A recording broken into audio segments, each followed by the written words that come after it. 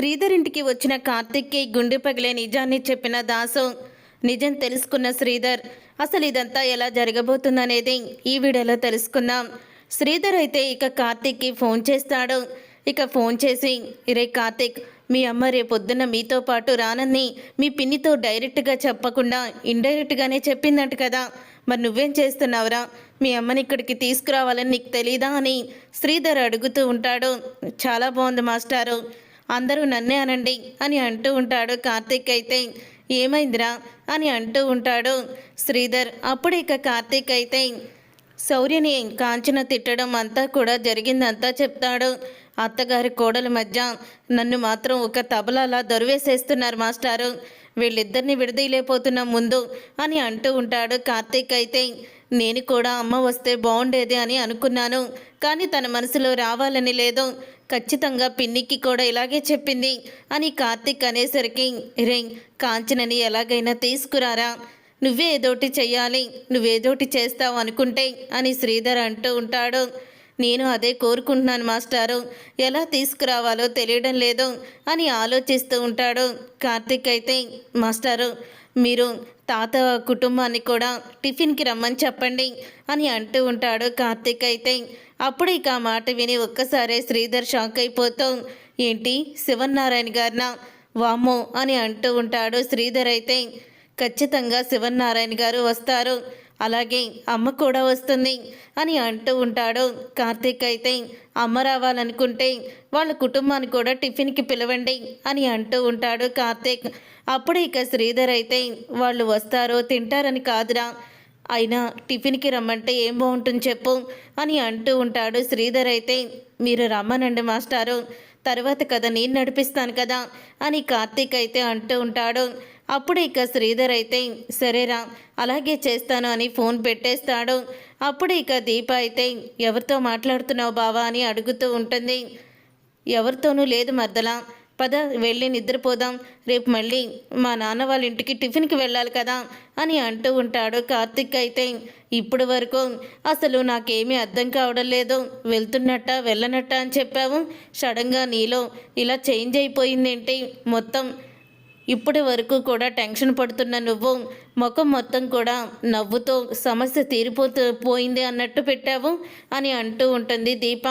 సమస్య తీరిపోయింది దీప, రేపు మా అమ్మ కూడా వస్తుంది, మన కుటుంబం మొత్తం కూడా వెళ్తున్న మాస్టర్ ఇంటికి టిఫిన్ చేయడానికి అని అంటూ ఉంటాడు. కార్తీక్ అయితే అవునా, ఎలా, ఏం చేసావేంటి అని అడుగుతూ ఉంటుంది దీప. ఏం చేశానో రేపు నీకే తెలుస్తుంది కదా అని అంటూ ఉంటాడు కార్తీక్ అయితే. తర్వాత ఇక శివనారాయణకి శ్రీధర్ అయితే ఫోన్ చేస్తాడు. శివనారాయణకి శ్రీధర్ ఫోన్ చేసి, రేపు దీపని మా ఇంటికి టిఫిన్కి రమ్మని చెప్పాను, దీప వాళ్ళందరూ కూడా వస్తున్నారు, ఒక్క కాంచన తప్ప, అలాగే మీ ఫ్యామిలీకి కూడా ఫోన్ చేసి చెప్దామని చేశాను మావయ్య గారు, రేపు మీరందరూ కూడా టిఫిన్కి రండి అని అంటూ ఉంటాడు శ్రీధర్ అయితే. అప్పుడు ఇక శ్రీధర్ మాటకి శివనారాయణ, మేమంతా ఎందుకులే శ్రీధర్, నువ్వు దీప కోడలు కాబట్టి తను ప్రెగ్నెంట్ అయిందని కావేరి పెడుతున్నట్టుంది, అయినా మేమంతా ఎందుకు అని అంటూ ఉంటే, మీరు కూడా కాంచనని తీసుకొని రండి అని అంటూ ఉంటాడు శ్రీధర్. అప్పుడు శివనారాయణకి అర్థమవుతుంది. అర్థమైంది శ్రీధర్, వస్తాము, కాంచనని తీసుకొని వస్తాము అని అంటూ ఉంటే, మావయ్య గారు మీరేమీ అనుకోనంటే ఒక మాట అని శ్రీధర్ అంటూ ఉంటాడు. ఏంటి శ్రీధర్? దయచేసి పారిజాతం అత్తయ్య గారిని జ్యోత్స్నాని మాత్రం తీసుకురాకండి, ఎందుకంటే కుటుంబంతో సంతోషంగా ఉంటాము, వాళ్ళిద్దరూ ఏదో ఒక విషయంలో కదిలించుకొని గొడవ చేస్తారు అని అంటూ ఉంటాడు. శ్రీధర్ అయితే నువ్వు చెప్పింది కూడా కరెక్టే, దీంట్లో అనుకోవడానికి ఏముంది, వాళ్ళిద్దరికీ తెలియకుండానే దశరథ, సుమిత్ర, నేను, కాంచన వస్తాము అని అంటూ ఉంటాడు శివనారాయణ. థ్యాంక్ యూ మావయ్య గారు, అర్థం చేసుకున్నందుకు అని థ్యాంక్స్ చెప్పి శ్రీధర్ అయితే ఫోన్ పెట్టేస్తాడు. కావేరి కావేరి అని పిలుస్తాడు కావేరిని. ఏంటండి అని అనగానే, రేపు శివనారాయణ గారి కుటుంబం కూడా మన ఇంటికి టిఫిన్కి వస్తున్నారు అని అంటూ ఉంటే, ఏంటి ఆ జ్యోత్స్న పారిజాతం కూడా వస్తున్నారా అని అడుగుతూ ఉంటుంది కావేరి. లేదు కావేరి, వాళ్ళిద్దరినీ తప్ప మీరు ముగ్గురు రండి అని నేను శివనారాయణ గారికి చెప్పేశాను, ఆయన కూడా నన్ను అర్థం చేసుకున్నారు అని అంటూ ఉంటాడు. శ్రీధర్ అయితే అమ్మయ్య, దశరథ అన్నయ్య, సుమిత్ర వదిన, శివన్నారాయణ గారు పర్వాలేదండి. మళ్ళీ ఆ జ్యోత్స్న, పారిజాతం ఇద్దరు నోటికొచ్చినట్లు మాట్లాడతారు. అందుకని నాకు వాళ్ళంటే ఇష్టం ఉండదు అని అంటూ ఉంటుంది కావేరి. నాకు తెలీదా, అందుకని ముందుగా నేను వాళ్ళకి తీసుకురావద్దని ఖచ్చితంగా చెప్పేశాను అని అంటూ ఉంటాడు. శ్రీధర్ అయితే సరే, ఆ ఏర్పాట్లు నేను చూసుకుంటాలేండి అని కావేరి అంటూ ఉంటుంది. ఇక ఇదంతా ఇలా జరుగుతూ ఉండగానే అప్పుడే ఇక కావేరి అయితే స్వప్న దగ్గరికి వెళ్ళి, రేపు శివనారాయణ గారు కూడా మన ఇంటికి టిఫిన్కి వస్తున్నారమ్మా, తొందరగా లేవాలి అని అంటూ ఉంటుంది. సరే అమ్మా అని స్వప్న అయితే సరే అని చెప్పి గదిలోకి వెళ్ళిపోతుంది. వెళ్ళిపోయిన తర్వాత స్వప్న మాట్లాడకుండా ఉండేసరికి కాశీ అయితే, స్వప్న నేనేం చేశానని ఎందుకు అలా నువ్వు నాతో మాట్లాడకుండా అలా మొండికేసుకొని కూర్చున్నావు అని అడుగుతూ ఉంటాడు. అప్పుడు ఇక స్వప్న అయితే, రేపు ఉదయం నాకు పనుంది, రేపు మా అన్నయ్య, వదిన, అలాగే మా పెద్దమ్మ వాళ్ళ పుట్టింటి వాళ్ళు కూడా వస్తున్నారు, వీళ్ళందరూ టిఫిన్కి వస్తున్నారు, నాకు చాలా పనుంది కాబట్టి నన్ను పడుకోనివ్వండి, నేను దేని గురించి కూడా ఆలోచించడం లేదు, ఆలోచించాల్సిన అవసరం కూడా నాకు లేదు అని అంటూ ఉంటుంది స్వప్న అయితే. ఇక స్వప్న అలా అనేసరికి కాశీ అయితే, అంటే రేపొద్దున వాళ్ళందరూ వస్తున్నారనమాట అని అనుకుంటూ ఉంటాడు మనసులో.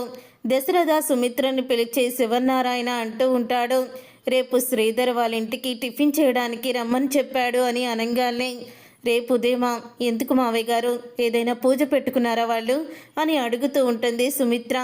అప్పుడే శివనారాయణ జరిగిందంతా కూడా చెప్తాడు. అది విని సుమిత్ర అయితే, సరే మావయ్య గారు, వదిన్ని తీసుకొని మనం ముగ్గురం కూడా వెళ్దాము, మరి ఈ విషయం జ్యోత్స్నాకి, అత్తయ్య గారికి కూడా చెప్దామా అని అంటూ ఉంటుంది సుమిత్ర.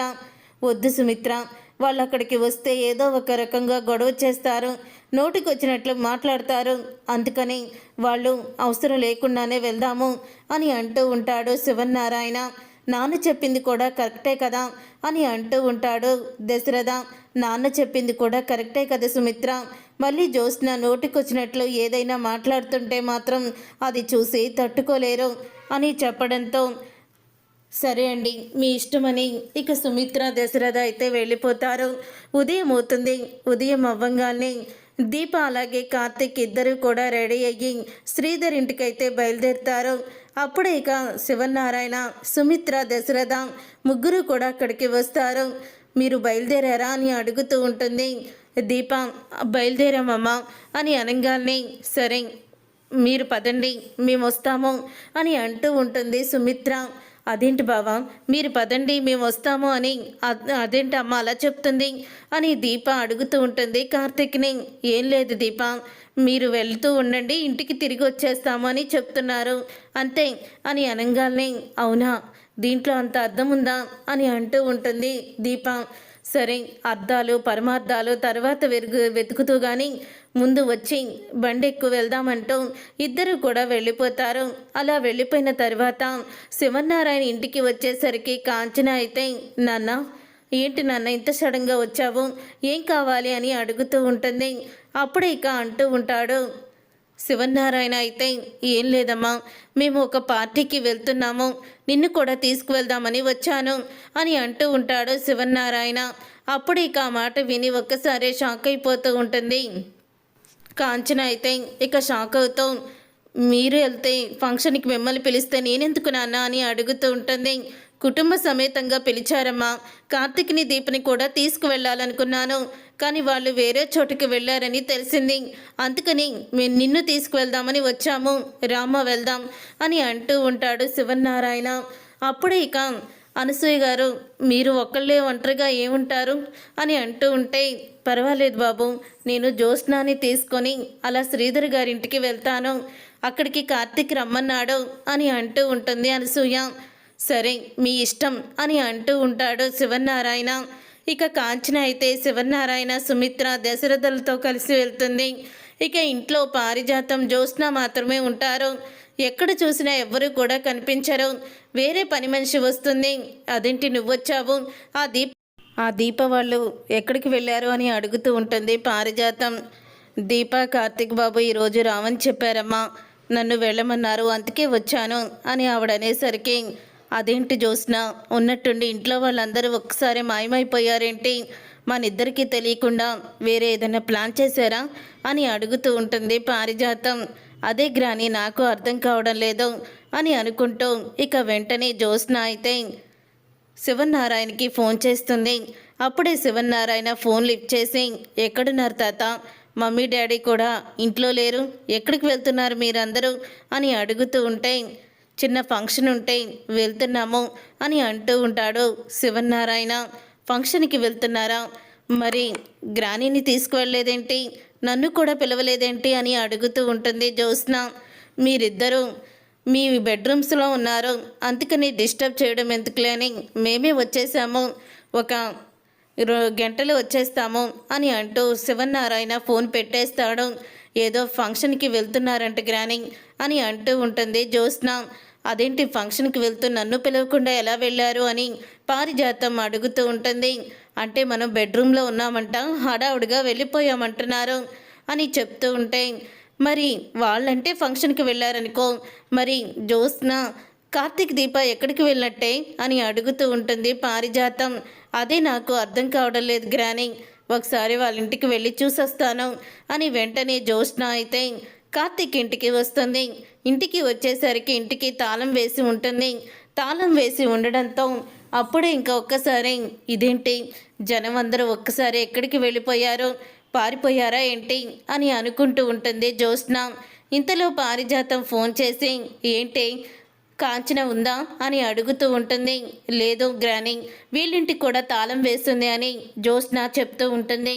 అది విని పారిజాతం అయితే, వీళ్ళందరూ మన ఇద్దరికి అబద్ధం చెప్పి ఎక్కడికో వెళ్ళారు, మనకి చెప్పట్లేదు కానీ ఏదో జరుగుతుంది అని అంటూ ఉంటుంది పారిజాతం. అప్పుడే ఇక జ్యోత్స్న అయితే, నేను కనిపెడతాను కదా అని అంటూ ఉంటుంది. ఇంతలో శివనారాయణ కుటుంబం మొత్తం శ్రీధర్ ఇంటికైతే వస్తారు. అప్పుడే శ్రీధర్ ఇల్లని తెలుసుకొని కాంచన అయితే, నాన్న ఇక్కడికి తీసుకొచ్చారేంటి అని అడుగుతూ ఉంటే, మమ్మల్ని ఫంక్షన్కి ఇన్వైట్ చేసింది వీళ్ళేనమ్మా, వీళ్ళే మమ్మల్ని భోజనానికి రమ్మన్నారు, నువ్వు నా కూతురు కాబట్టి నిన్ను తీసుకొచ్చాను అని అంటూ ఉంటాడు శివనారాయణ.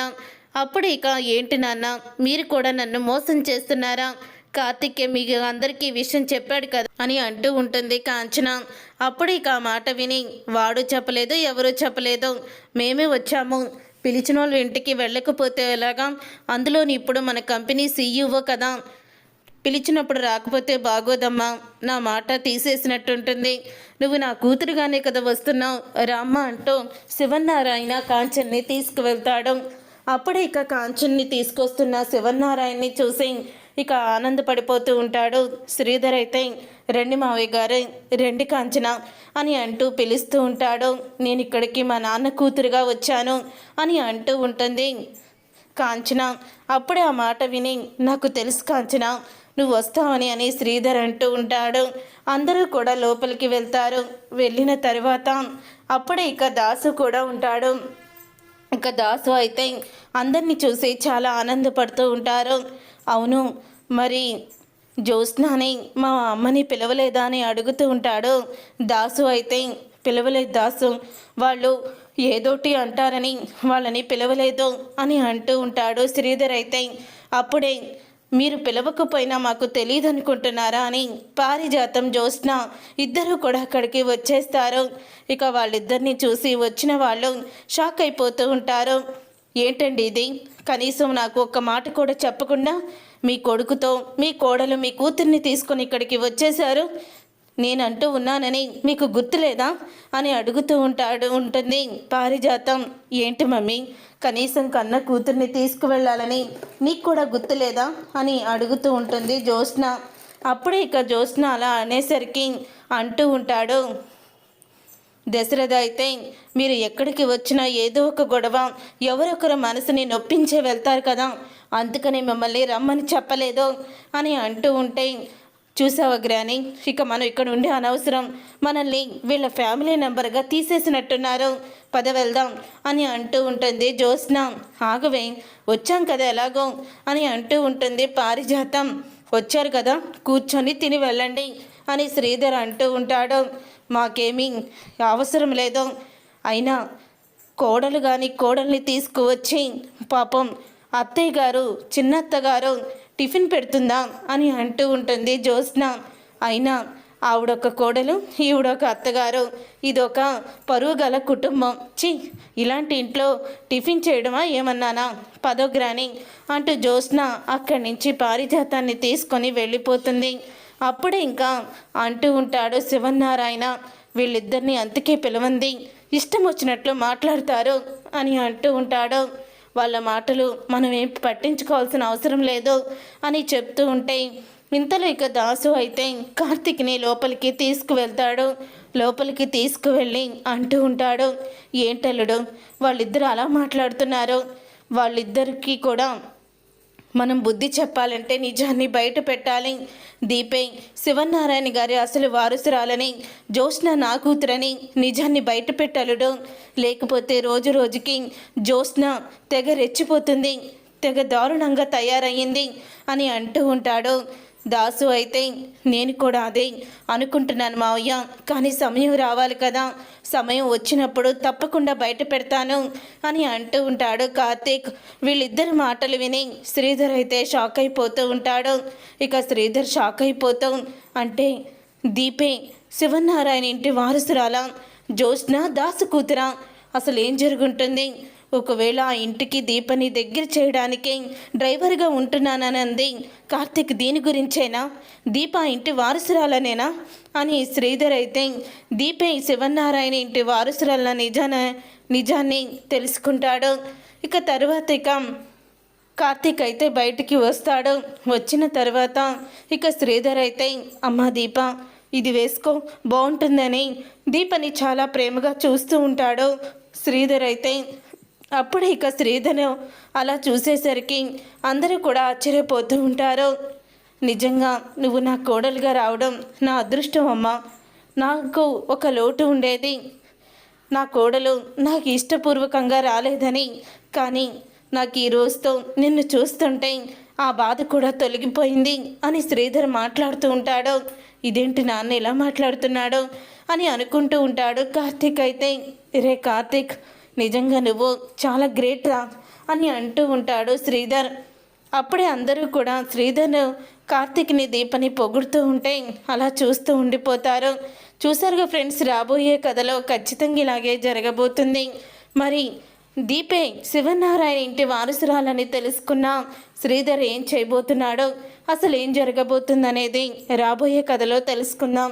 ఈ వీడియో మీకు నచ్చితే తప్పకుండా లైక్ చేసి ఛానల్ని సబ్స్క్రైబ్ చేసుకొని పక్కనే ఉన్న గంట సింబలపై ఆలని క్లిక్ చేయండి. అప్పుడే మేము పెట్టే ప్రతి వీడియో మీరు మిస్ కాకుండా చూసేవచ్చు.